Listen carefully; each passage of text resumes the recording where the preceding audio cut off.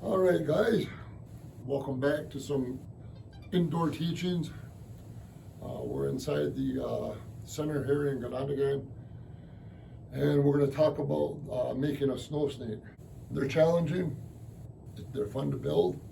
A typical snow snake is around 6'8". That's what we start them at roughly. That's what I was taught in the early 90s, 1-inch planer. And that lets me round up the snake. So I'll use this tool, and when I'm done with that, I use a utility blade, and I scrape. Okay? When I'm whittling out a snow snake,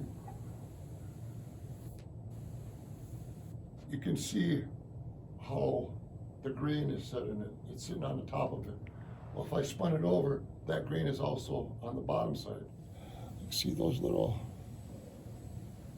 Now we really want the snow snake to travel with the V's up in the front like that and the A's back here. That's kind of important. That's something that the shiner or the stick builder would be looking for. After I get to the point where I feel that the snake is ready to be hand sanded, we go through a series of sandings. And we start out at a coarse grit. This happens to be a 36 that I like to rip the wood open with. And we work our way all the way up into like a 3,000 grit sandpaper. And we sand these out until they're smooth. And then you would think that they're ready, even though they're shiny and they feel smooth. But there becomes a secret to this game. And that goes for the word swagum and shellac. So the shellac, every shiner brews his shellac up, his own recipe. We also add a little topical wax to them that makes them go a little bit farther too. There again, that shiner knows what type of wax to apply to his stick. The tips of them, like you can see here, there's like I would call it a neck area. And this would be called the head of it. Okay, and as you can see, I'm starting to build this. The head is coming up to reduce the drag. It's pointing down, and I also got it tapered inward. Although this snake doesn't show that, that's what is going to happen with this.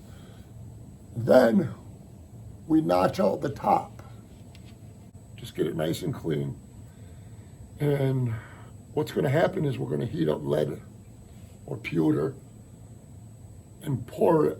We put a funnel around this part, tie it off, whether it's tape or string, and pour the liquid lead into and it would recess through all the notches that were carved into here.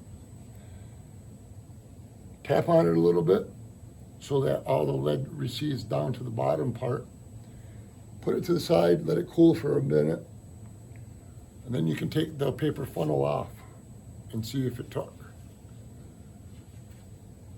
If that takes, you clean them up, and that's what we got here. You can see the wood notches I've had there.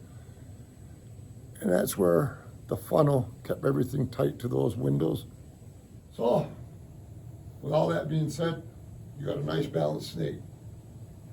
The head's up, there's your neck. That's important for the pivotal, for the balancing. So we add our topical to it.